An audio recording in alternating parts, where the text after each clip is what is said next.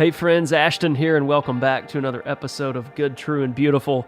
We have a new friend joining us today, Dr. Dan Siegel. He's just written a new book entitled Aware, the Science and Practice of Presence. You may have been introduced to him or known some of his work over the years. He's written books like The Developing Mind, Parenting from the Inside Out, The Mindful Brain, Mindsight, that was one of my favorite ones, Pocket Guide to Interpersonal Neurobiology, The Whole Brain, Brainstorm, No Drama Discipline.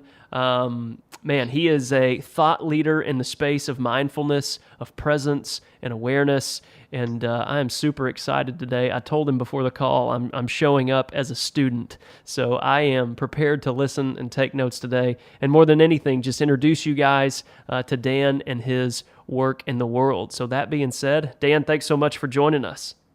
Ashton, it's great to be here with you and all your community. Well, I tell you what, I can't remember exactly when I came across your work, but it's been really a gift to me to study really the science of so much of this that I've had the chance to discover over the last handful of years. Maybe for some of our listeners that haven't crossed paths with you before, how do you introduce yourself and your work in the world? Oh my gosh. Well, I introduced myself as a human being. There we go. on a common journey with our human family. Beautiful. And you studied the brain and the mind for many, many years. How long have you been in this space? Wow, that's such an interesting question. I would say in my professional, work, it would be from the late 80s. So what would that make us now? Would that be 30 years now? Something like that. So for 30 years, and then a little bit before that as a student, when I was a medical student in 1979, 1980, I decided to drop out of school for a while because the medical school where I was didn't really focus on the mind and connections and what really had meaning for people's lives. And when I went back, I made up this word mindsight. So that was back in 1981. So that was a little bit longer than that, maybe almost 40 years ago now. Wow. So mindsight dates back that far. Yeah, from 1980 or 81. Beautiful. So the new book, Aware, the Science and Practice of Presence. I always ask authors this when they have a new book out. Why, of everything that you could write today, why this book and why right now? Yeah,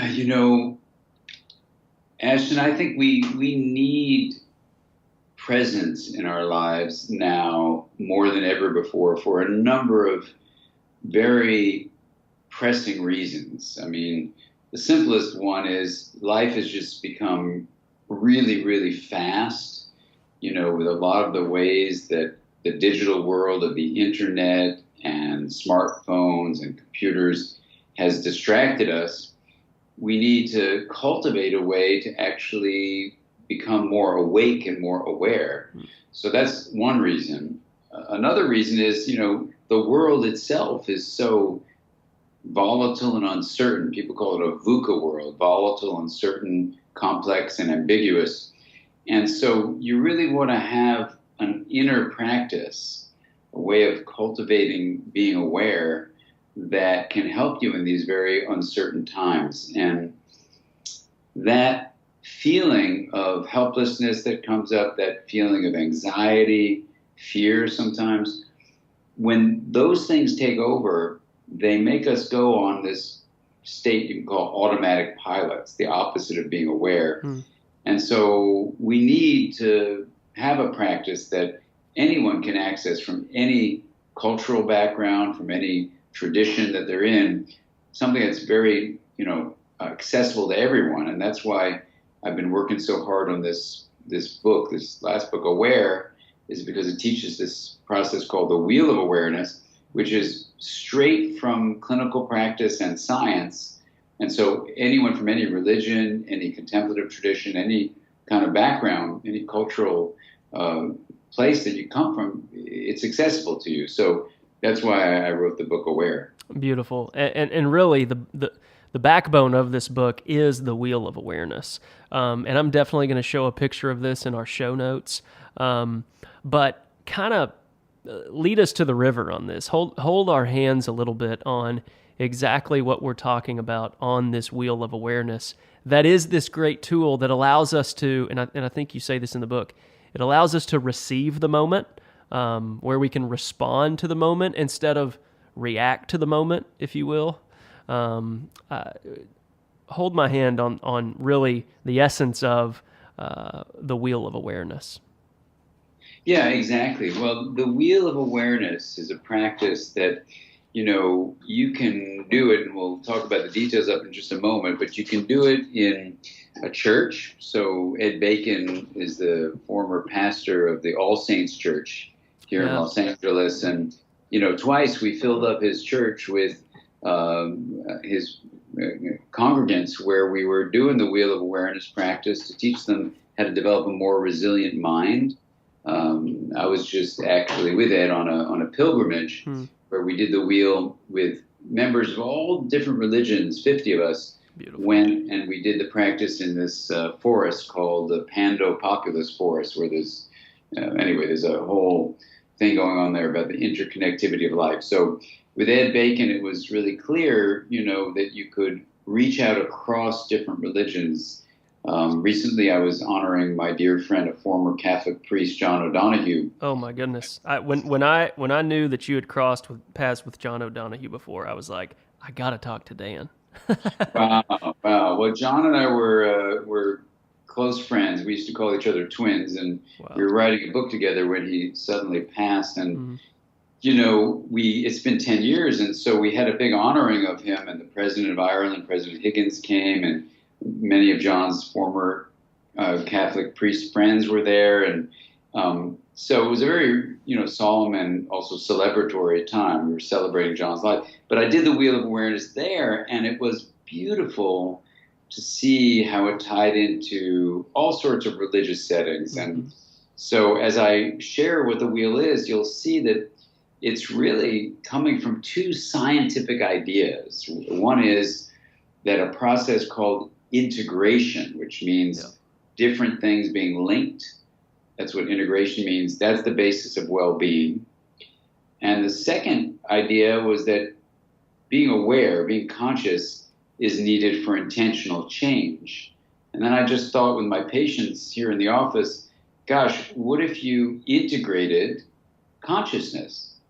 What would that look like? So I brought people around a table we have here, which has a glass center on the tabletop and an outer wooden rim, if you will. And when you look through the glass, you can see kind of the stand of the table looks like a spoke of a wheel.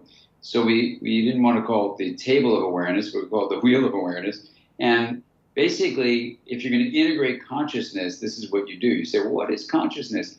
And I would say to my patients, consciousness is the subjective experience of knowing. Like if I say, hello, Ashton, you both know I said hello, but then there's the known of the sound hello. Right. So when you differentiate the knowing from the known, you can do this visually. We did this around the table, but you can just do it in your mind's eye. You put the knowing in the hub, you put the knowns on the rim, and then you systematically differentiate. You make them different or distinguish them. You discern them by moving the spoke around, like to hearing, to sight, to smell, to taste, to touch. You then move the spoke to the second segment of the rim. That's the interior sensations of the body, like your muscles and bones or how your heart feels. You move it over a third time to the segment that is your mental activities, this third segment. And then you can even explore by bending the spoke around the hub itself to experience awareness of awareness. And then you straighten the spoke out and move over to the fourth segment, which is your sense of interconnection. That could be to other people, to nature, to God, whatever sense of connection emerges, you open up to that sense. So that's basically the practice. It's very simple. It's a practice for adults or adolescents. For young kids, they just use it as a drawing. Beautiful. And I think you had a great example in the book of even a young child that used this at his elementary school. You want to share that? Yeah, Billy was a 5-year-old boy at the time, and his kindergarten teacher wrote me the following email. She said that Billy had been expelled from one school for beating up a child on the yard. She was transferred to the new school and came into her kindergarten classroom. Everyone in her class learns the wheel of awareness as an idea. So these are just 5-year-olds, so they don't do like a reflective practice or anything. They just learn it as a drawing. You know about stuff in the hub. What you know about is on the rim, and you can be in charge of where your spoke of attention goes. And that's it. So she writes me an email that on the second day, Billy comes into her during the recess and says, Miss Smith, you've got to give me a break. Joey took my block out on the yard and I'm about to hit him. I'm lost on my rim. I got to get back to my hub. Wow. Wow. 5 years old. Amazing. And so we teach this in schools. And, Oliver Wendell Holmes has a quote that I put in the beginning of the book, Aware, it's a mind that's stretched to a new idea does not return to its original dimension. Mm-hmm. And Billy's mind was stretched to the idea that in the hub of his wheel of awareness, he has the opportunity for choice and change because he can pause between an impulse and an action. And when he's in that hub, and he asked Miss Smith to give him a little break so he could get back there, when you cultivate the hub of your wheel, this aspect of your mind we're just going to call being present, then you're not on automatic pilot anymore. Right. And old habits, like in his case, hitting people, could be not followed through, and he could choose a different path.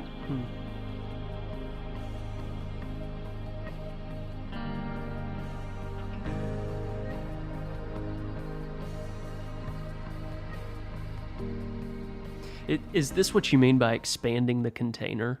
Like, is that what's happening in that moment when the space grows from where we typically would just react to where we actually give our space time to respond? Help me with that idea of expanding the container.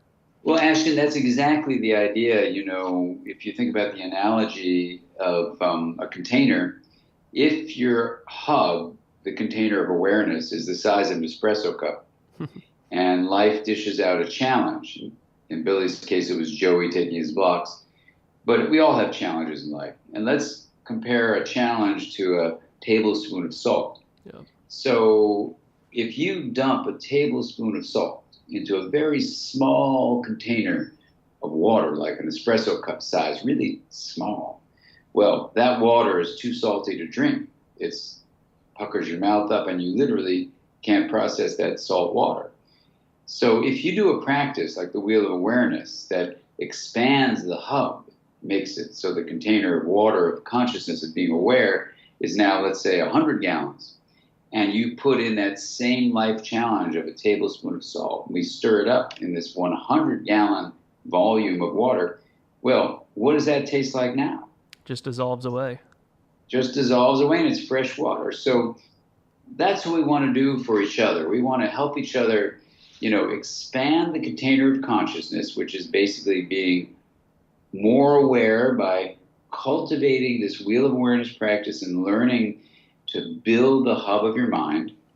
And when you do that, just like Billy, then if, let's say, something irritating happens, like someone takes your blocks or the equivalent for an adult, instead of impulsively hitting the person because your awareness was filled with the salty impulse and you just couldn't do anything but that, now you have this expanded container of awareness. The same challenge comes at you. You experience resilience because you're not going on automatic pilot. You're making other choices. And that's the amazing thing about the wheel, is that it's a science-built practice. You can visualize it. This is also cool.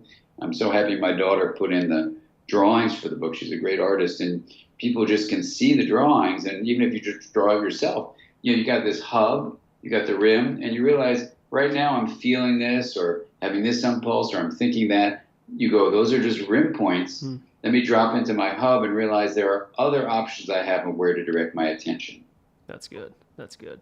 Yeah, just giving yourself those permissions to name the knowns seems like it allows the container to expand. Exactly. Yeah. That's so good. For some of our listeners that maybe are hearing this conversation between you and I, and they're like, I've never done anything in the contemplative space. I've never sat still and done these meditation like practices or this wheel of awareness.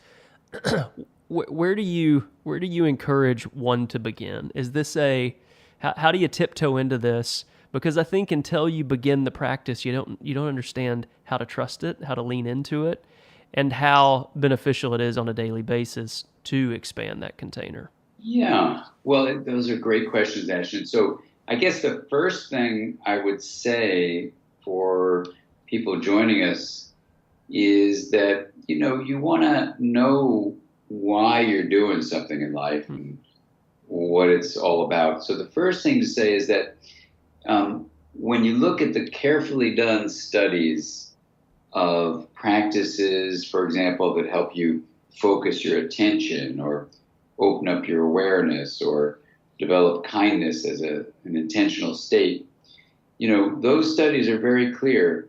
They are going to strengthen the connections in your brain, which are called integrative connections, to make your brain more nimble and resilient. So literally, doing the practices we're about to talk about will strengthen the anatomy of your brain, which is just incredible news. So that's the first thing. Second thing is that there are a bunch of physiological, that is, stuff in your body, factors about health that when you hear them, you'll say, well, what's the vitamin I need to take to achieve those results? Yeah. And it's actually not a vitamin. It's actually just a regular practice. So if you think about like brushing your teeth, if you take the time every day to brush your teeth, and Ashton, do you do that? Yes, sir, I do. Thank you. Okay, and I do too. And there was a time when no one brushed their teeth. Right. And our teeth rotted. And we didn't know you've got to take a brush and kind of brush up all those bacteria and disturb them so they don't just sit there and rot your teeth. Well, we just do it now regularly as a habit. Well, what we're about to talk about can become the same kind of daily hygiene practice that you would take for your dental hygiene, you would take for your mental, neurological, and even physiological hygiene. That's a good word. So when people say, well, my gosh, how can I ever make it a habit? Well, if you have a habit of brushing your teeth, then you can make this a habit. Right. And and I think in the book you write, where attention goes, neural firing flows, and neural connection grows. Exactly. And that's the secret sauce, is that what you do with your mind, that's where attention goes, gets your brain to fire in particular ways. It means, when you're building attention, when you're opening awareness, when you're cultivating kind intention, those are the three things we're going to talk about. Those three things actually build particular regions of the brain that are good for your well-being. And these 5 factors of health, here's what they are. And I'm not making this up. This is from some of the most rigorous research. One branch of it, for example, was carried out by the Nobel Prize-winning Elizabeth Blackburn and her colleague Alyssa Epel. And they were able to show, for example, that when you develop presence, when you're aware of what's happening as it's happening, when you're able basically to rest in the hub of your wheel and be open to whatever's going on, then you actually optimize the level of an enzyme. It's a molecule in your body that's going to repair and maintain the ends of your chromosomes. And your chromosomes are basically those long strands of genetic material that help you function well in life, help your cells work well. And if you think about a shoe, has a shoe with laces, has that little cap on the lace. Well, the caps on your chromosomes also keep your chromosomes, these like long strings essentially of genetic material, they keep them intact and healthy, just like the cap keeps your shoelace intact and healthy. And the difference is when your cells are healthy, you're healthy. So this is the secret. Being present which you can cultivate with these practices like the Wheel of Awareness, allow you to optimize the enzyme that's going to repair and maintain the ends of your chromosomes. And what that means is it keeps your cells healthier, and it keeps you not only healthier, but it slows the aging process. Wow. When I read those in the book, those 5-6 things, it's like, it's mind-blowing, really, when you think about this, that developing, and I love how you just, when you said presence, you said being aware of what's happening as it's happening. Just cultivating these practices literally slows the aging process. Slows the aging process. It's going to reduce inflammation in your body, which can cause all sorts of diseases, optimize the immune system functioning, optimize cardiovascular functioning, or your heart, lower blood pressure, lower cholesterol levels, for example. And it's going to actually reduce stress. So it's like a win-win-win. It's a win-win-win. It's a win between you and me. It's a win between the world, a win between the earth and me. I mean, it's this univocity of thinking. I know, it's amazing. And here's the thing I think that is a mind-blowing finding, and this is now straight just from science. What you do with your mind, like doing the Wheel of Awareness practice, because it has these 3 pillars of focusing attention, opening awareness, and cultivating kind attention. Those are the ones that are studied individually. So in the wheel, they're just all in one practice. But when you do these 3-pillar practices, you're actually using your mind to change the structure of your brain in a positive way and improve the molecules of health in your body. Well, and my assumption is, if we haven't been taught these practices, then the neural pathways that we develop decade over decade over decade just get more grooved in, and pardon my terrible scientific language. No, that's a good term. But they become more concrete, and I would bet that it's harder to reverse that the longer that type of over-obsessive, type of thinking happens. Yeah, I mean, it's true. The longer something's there, the more challenging it is to change. But I've worked with people in their 90s. Beautiful. Where if they thought it was going to take, another 90 years to change it, of course, they wouldn't really even give it a try. But that's the beautiful thing about this thing called neuroplasticity. Neuro just means the connections in the brain, the neurons. Plasticity just means how experience changes something. Mm-hmm. So what the studies on neuroplasticity show is that if you stream energy through the brain in particular ways, so where attention goes, neural firing flows, here's what we now know, is that neural connections will grow based on where you got neural firing to flow. And how you do that is with your mind in a disciplined way, where what I mean by discipline is you do a regular practice like the wheel, and you get the 3 pillars in there, you're going to be cultivating focused attention, building those circuits. You're going to open up awareness, which makes the brain more integrated. You're going to cultivate kind intention, which is creating all these positive physiological changes inside of you. It's bringing love and kindness into your life. So what is so absolutely exciting about this is this doesn't cost you anything. Right. You don't even have to buy a toothbrush and toothpaste. You know what I mean? I mean, this is why it's so important that any of us just interested in public well-being realize there is not going to be like a financial reward that comes to someone selling you a product where they put a lot of money into advertising this. This is empowering you to bring health into your life without a single gadget. Which almost makes it so hard to convey in the world that we live in, I know. Well, that's why doing what you're doing is so important. Because, and this is why I really think of it kind of like candlelight. Our task in life is to realize, okay, yeah, we are the waxy candle, that's our body, but really we are also the light beyond the wax alone. We've got to light up this world by empowering people to bring more health, more connection, more meaning, more love into their lives. Yeah. The one consistent trait of my days when I enter into these practices, and compared to the days when I don't, is I lose that oneness. Yeah. I lose that, as you said, the human family. There's division, separation, but when I am present, when I'm aware to what's happening as it's happening, you really do just feel this really, really beautiful. It's like a, I don't know, panoramic view of the world that's, it's so beautiful. I mean, beautiful is really the only word I can give to it.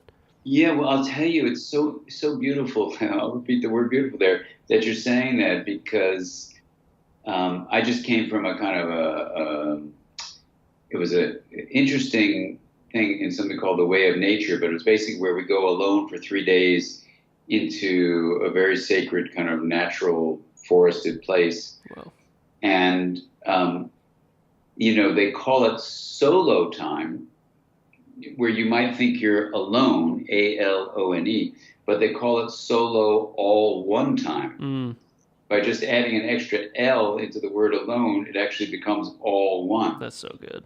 Isn't it cool? That's so good. I learned that on my pilgrimage up there.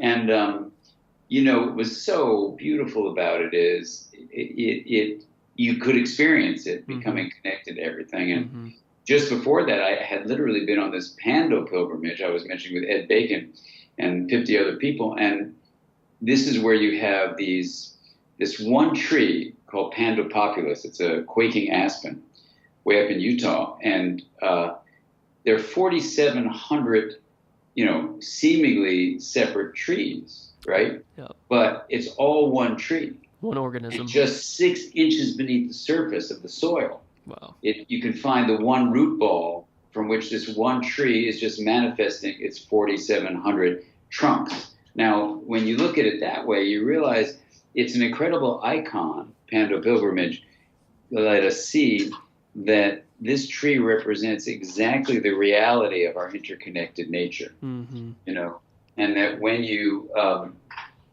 start to live like that, which doing the Wheel of Awareness is a regular practice, like you're suggesting, it allows you to tap into what comes from the hub, really, this reality that we are profoundly interconnected.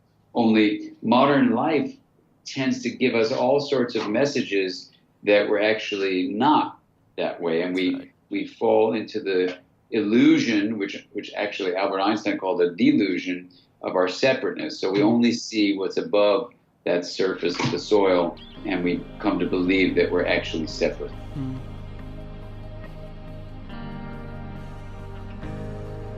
So this is a perfect place to enter into another one of your words, mui. I love this. MWE, mui. And so help our listeners understand this idea that the invitation of integration, I think, is to kindness and compassion, and maybe it begins with ourselves, and it's something that we can, entrust to the rest of the world we engage with. I'll let you walk with this idea of mui, because I think it's so significant, and I'd just love to hear you chat on it. Sure. Well, I mean, the issue is that we have these linguistic terms that sometimes trap us. So let's take the word me or I. Well, what exactly are you? And there's another word, but it's like there's me, there's you. But let's stay with that word me. Now, if you think that me is all you are, then what you live with in our contemporary culture is something that says that, okay, well, me is my body, or some people point to their head, they go, me is my brain. And then they say something like, my mind comes from my brain or something. And then they think that they're a solo self, a separate self. And what struck me was, many years ago, it was that view is so common, yet it's probably inaccurate. That we are as much, yes, our bodily experience, including our brain, but we are also our relationships. Now, that could be a relationship with another person, or it could be a relationship with your family or your friends, or with nature, or with God, whatever is your connectivity in this deeply interconnected reality we have, where literally your identity is more than me. So then you say, well, let's just call that we. So there was a time when I just started giving these lectures called Me to We.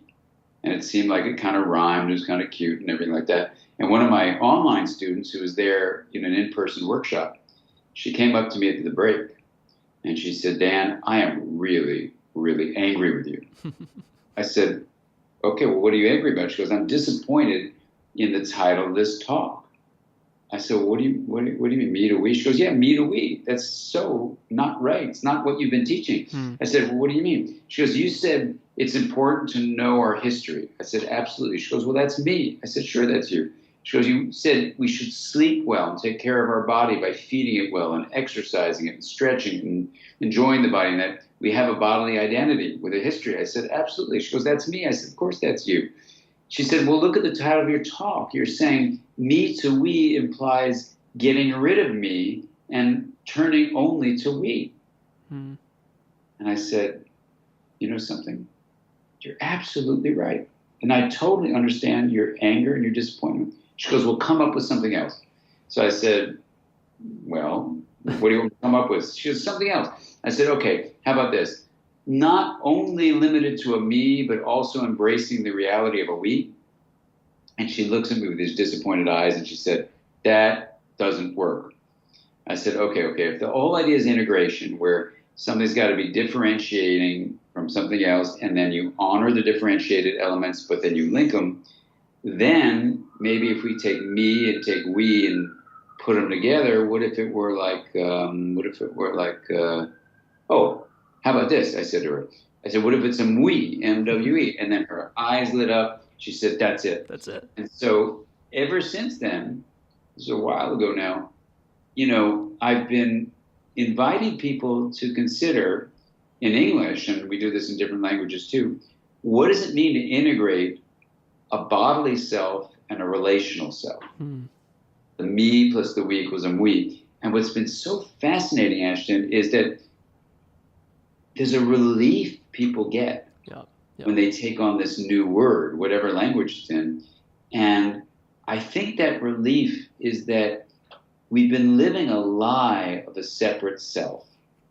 And it is so embedded in our culture that we just don't see it. And so part of the mission I think we need to be on to help one another is to realize that who we are as an integrated identity is a we.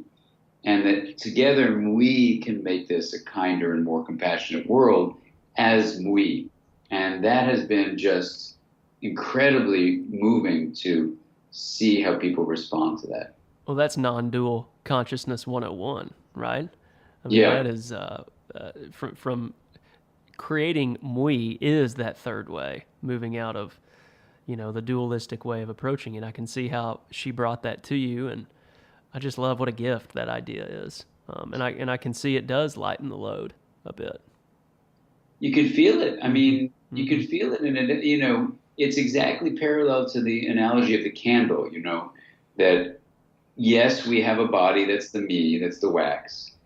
But yes, we have relationships, and that's the flame. And the mui allows you to have both, honoring both. You get about 100 years to live in your waxy body, but you are more than your body. That's right. Yeah. I think one of your teachings I watched online, you kind of used the hydrogen and oxygen metaphors. Oh, yeah. And said, if these two stayed separate, we would never know what water is. Exactly. Yeah. How was that for you? Because that was for the listeners, I'll just say that, I was wondering, how do you convey to people, these were to a bunch of technology people, the importance of our relationships. And then, that's where water came to mind and said, if you only we're going to focus on the hydrogen of H2O or the oxygen of H2O, you'd never have the single molecules that could then interact with other molecules, so you have the beautiful C's. That's right. And, so Well, it's Yeah. no different. I mean, think about music. What would happen if all of those instruments were just their own instrument and they never came together? Oh, That, that's beautiful. that Yeah. relationship, the building blocks of the universe with atoms circling together. It's, of course, if we're finding it there, of course it has to be the same in us.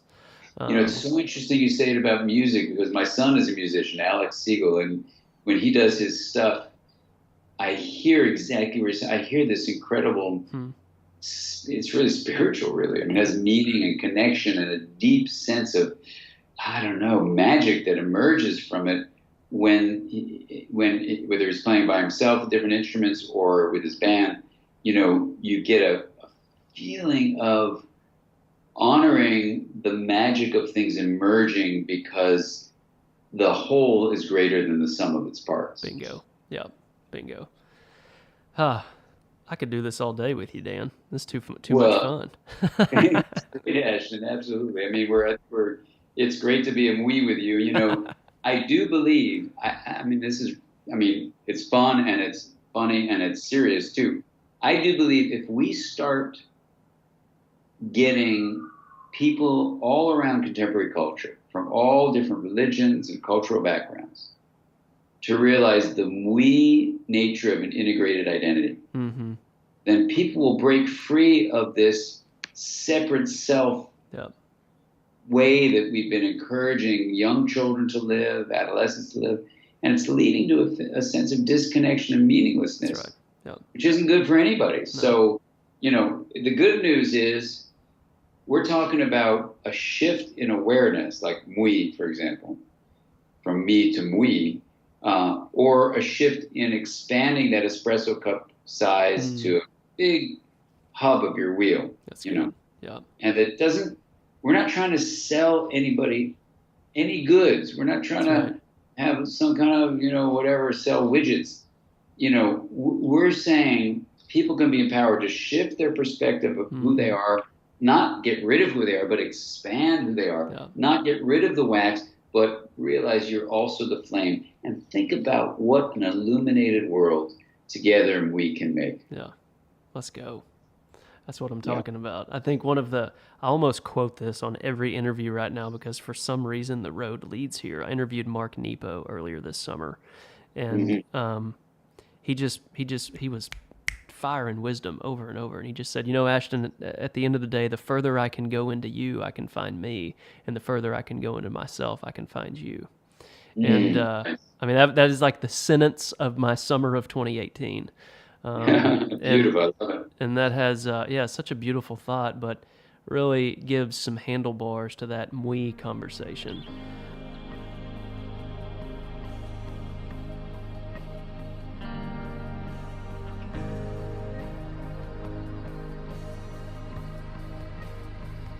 This is a place I'm a little confused, so I figured I can show up as a student and ask this question. You wrote about the mind is way more of a verb than a noun. Yeah. And I think I've got it, but I need you to kind of hold my hand on this because I think the best way to explain that is, well, the brain can be a noun, but the mind is a different thing. And maybe I'm off on that, but help me understand what you're getting at there. Yeah, well, the idea is that, let's go to the wax and flame analogy, right?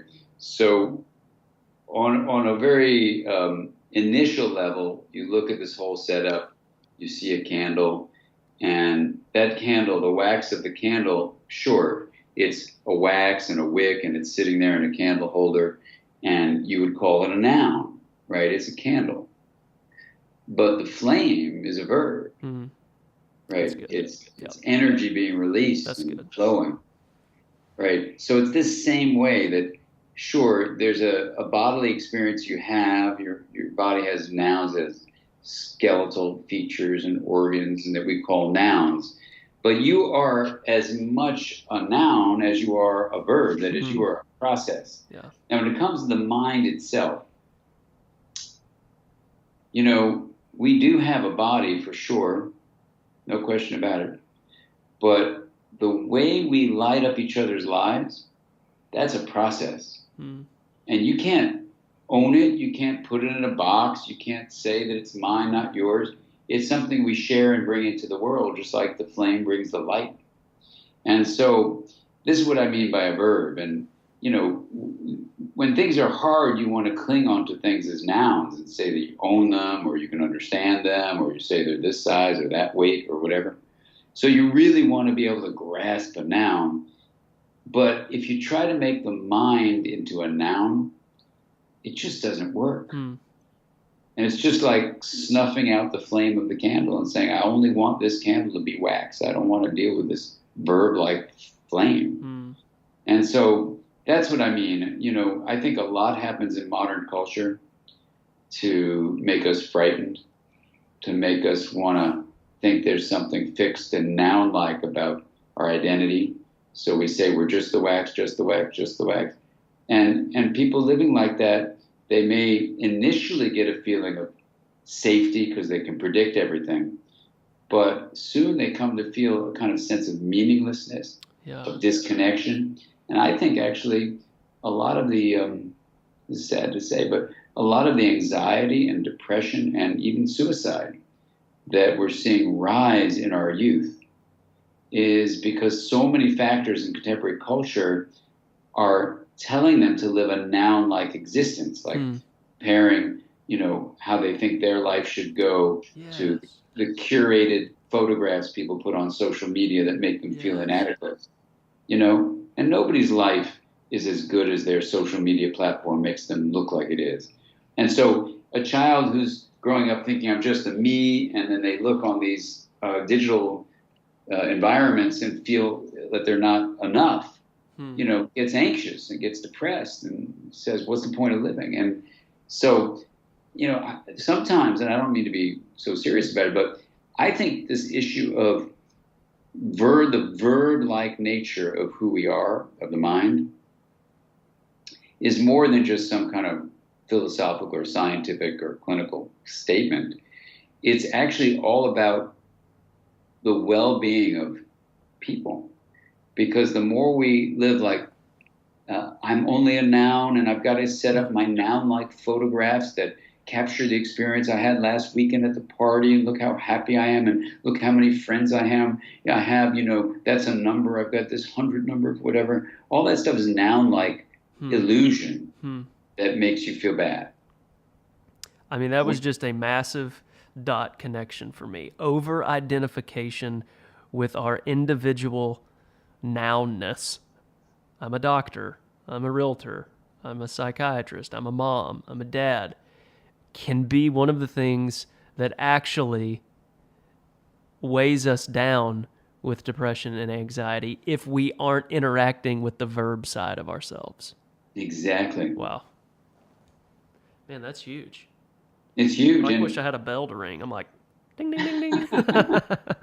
No, exactly, Ashton, because here's the thing, we can understand in troubled times you want something you can hold in your hand, like a noun. So there's lots of hidden, pressures that we can really, relate to, respect, and see. But we've got to go past those, because just because we're in this kind of reactive, defended stance of I want everything to be a noun, doesn't mean everything is a noun, And so you really want to open things up. And part of it is just talk about the word relationships. Relationships are verbs. Right. Yep. And so what's the best predictor of our medical health, mental health, happiness, and even how long we live? It's our social networks of support. It's the verb-like relationships that keep us healthy and living long. Wow. Man. And so the wheel of awareness, I take it to bring this full circle, the wheel of awareness should slowly begin to introduce people to their verbness, correct? Exactly. Yeah. Because you do the wheel every day like I do. When you do it on a regular basis, you start getting these shiny teeth as if you're brushing your teeth. You get this shiny mind that starts becoming more clearly aware of the beautiful, beautiful fluid nature of our interconnectivity, the really fascinating opportunity it is to be alive on this planet, the incredible privilege it is to help others find a kind of truth and well-being in their lives. And it's just like this, I don't know, it integrates your consciousness. So it's creating this sense of well-being and literally in your body, actual well-being and longevity. So it's like this win-win-win thing all around we've been talking about. And I'm just so thrilled to share the wheel with you. And, with the book Aware, it's lays it out. So yes, people can go to our website and do the wheel, and that's great. They can start it immediately. If they want to really do it systematically, the book just gives you a way of really making sure you're learning in a very supported way how to do the Wheel of Awareness practice. Beautiful. So drdansiegel.com is your website. I see that you've got engagements all over the country, all over the world, actually. Yes. I saw one at 1440. Oh, my goodness, I want to go to that. Please do. Come on up. That was like, golly, that looks amazing. I sure have enjoyed this. I really, really hope we can cross paths again, because I really want to talk some John O'Donohue with you one day. Let's do that. That would be wonderful. He has a new book out, Pastures of Wonder, and we could do a whole thing on that. That would be great. I will take you up on that. Before we go, I ask all of our people that get to come on here and share their insights and discoveries and wisdom. For our listeners out there, they're all over the map: moms, dads, entrepreneurs, pastors, chefs, you name it. As I told you before the call, we're a crock pot of humans here. But I always ask people this: what advice would you give to your younger self? Wow. What advice would I give my younger self?